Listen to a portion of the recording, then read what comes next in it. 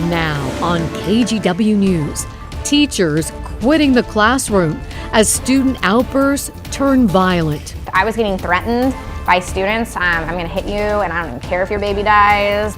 The bad behavior and lack of support driving them out of the profession. Then, debating the homeless crisis. What the Democratic candidates for governor say they do differently.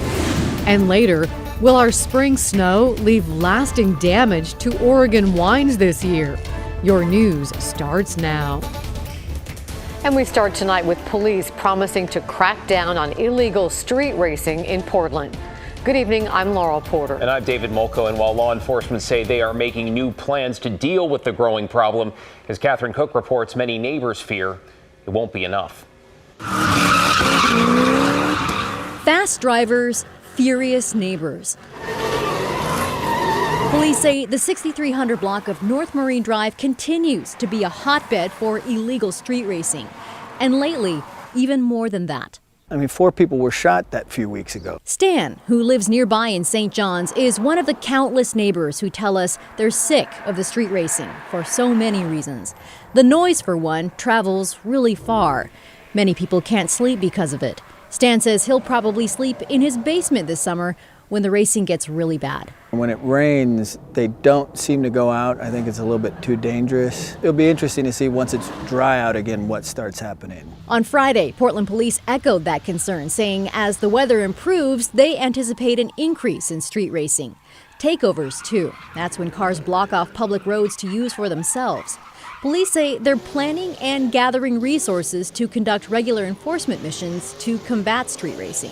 I thought they already had a task force and were taking care of it, but when I'd ask police officers that have been around here, they just always say no one's going to go out there.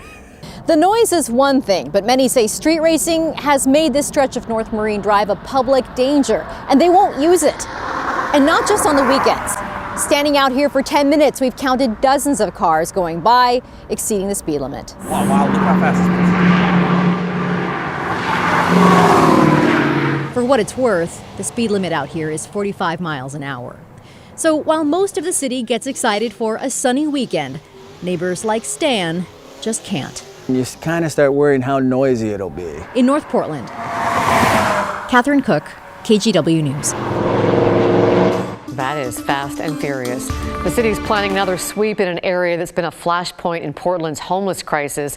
We're talking about Laurelhurst Park. It's been about 8 months since the last extensive cleanup of the area. Campers came back, and neighbors say so did the trash and drug activity. I'm fortunate enough to live near the park, but I walk through and I go in the morning and I see the needles. I see people who've been so strung out they couldn't even make it into a tent for the night. This morning, the rapid response team posted new eviction notices warning campers they have 72 hours to pack up and leave. But as Scott, who's been staying in a camp there, tells us, this is not a solution. I've been here 3 different times on clearing it. They just keep running us off and then we come right back. Where else is there to go? Just it. Where is there to go? I don't know. I'm open for suggestions. The Laurelhurst Neighborhood Association is looking for solutions. They have a safety summit planned for mid-May. Meanwhile, Democratic candidates running for Oregon governor say the homeless crisis is the #1 thing they are hearing about from voters. And today, Laurel and I moderated a debate partnering with the City Club of Portland. The top candidates, former House Speaker Tina Kotek and State Treasurer Tobias Reed. And we asked them, if elected, what would you do differently? And the challenging thing, the most frustrating thing for me is that money is available and we're not following through. We're not executing. So I think it's a matter of that urgency, making sure that transitional and emergency housing is available with the wraparound services that people need. And in the long run, we're getting a lot more efficient and effective and cost effective in building permanent housing. I'm not happy with Mayor Wheeler's performance. I've worked specifically to say, here's money for an RV park. Where is it yet? When I said you need $2 million to clean up graffiti and trash on ODOT's property, it was there. I don't believe the city is focused in a way that they should. It is about being able to operationalize it. And as governor, we're going to have some different conversations about how to make that happen. The candidates also went after each other's records when it comes to homelessness, and then we tackled everything from law and order to addiction to racial justice. The full debate is now up on our KGW YouTube page. Plus, Laurel and I will be back with the Republican candidates. You see it there on May 3rd at noon. The KGW City Club is scheduled for that date, and the primary Tuesday, May 17th. That burst of winter weather last week fully in the rearview mirror for many of us, but some in the wine industry worry that frost could have damaged this year's crop. Others say it's too soon to tell. Alma McCarty joins us now, and Alma, a lot of this has to deal with location and elevation. Well, Laurel, the Willamette Valley, as you know, is a large region, so things can vary quite a bit vineyard to vineyard. Freezing temperatures pose a risk to the vines, but only if they've started to wake up. Looking at a little bit of frost damage here, so that bud's okay. After below freezing temperatures hit Oregon crops last week, Jessica Cortell went out to assess the damage for herself. That one seems okay. This one here, though, the secondary might be okay, but this one, see how it's limp? So this one's probably, yeah, this one's not gonna make it. While they're dormant, they can handle very cold temperatures.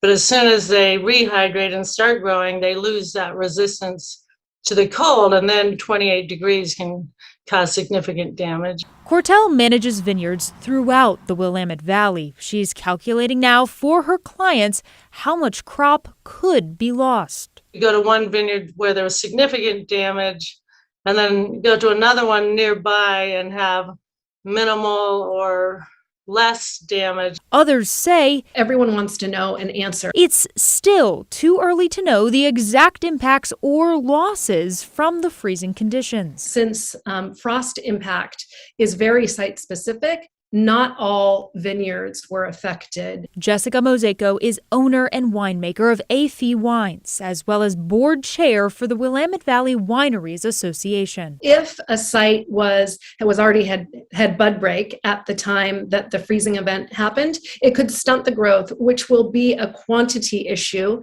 meaning that the crop load would be lower. It has nothing to do with quality. So I would say right now it's too soon to estimate how much quantity will be decreased, and it is certainly has no impact on quality. Mosaico says in a month or so, they'll have a better idea. We won't know if that random sampling is a true assessment, nor will we know if it really is going to impact growth until we start to see that growth. Both believe no matter the outcome, We'll hope for the best. I know we have a lot of resilience in this industry. We're all learning together and sharing information as we go and collaborating so that we can all make informed decisions as we learn. Alma McCarty, KGW News.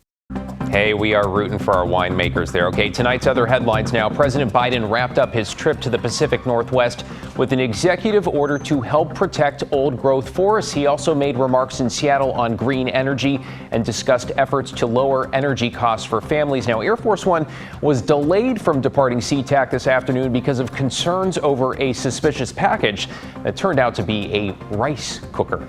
And this is what happened when a suspect tried to get away from police in North Portland. Police say the Chevy Trailblazer was stolen. When they tried to stop it, the driver took off, hitting two parked cars, including, wow, a police cruiser. Then they lost control and rolled the SUV after hitting spike strips. 3 suspects tried to run, but were arrested quickly. Today, we learned the name of the teenager killed last weekend in a shooting in southeast Portland. He was 17-year-old LaMarcus Brazil. Now, 3 other teens were hurt in that shooting Sunday on Southeast 162nd near Stark. They were 14, 15, and 16 years old. Police have indicated they believe it was a drive-by shooting. No arrests have been made.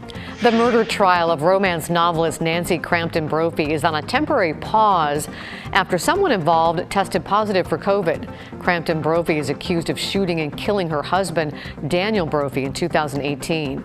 He was a chef and instructor at the Oregon Culinary Institute.